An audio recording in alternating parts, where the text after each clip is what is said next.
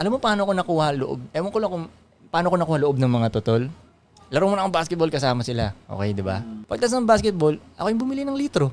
Soft drinks. Soft drinks, oo. Pamerienda lang. Ayun na. Hindi, yung kasi ang pustahan dati, no? Hindi pustahan yung tol. Diba? Bumili lang ako ng litro nun. Nagpailaw tayo. Hindi pa pailaw yun. Hapon yung laro Hapon ba yun? natin. Ewan ko kung kasama ka dun sa larong yun.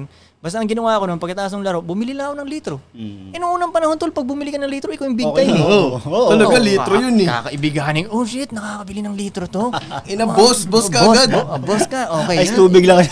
Yun ang entrance fee ko talaga sa court na yun eh. Bumili ako ng litro.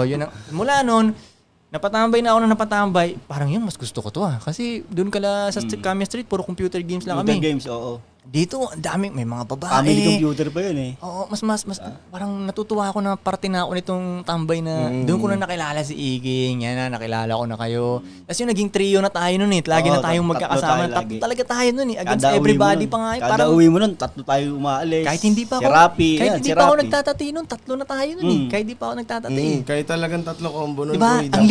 Ang liit ng crew natin nun. Yung iba, malaki yung crew. Sa atin, tatlo lang talaga tayo.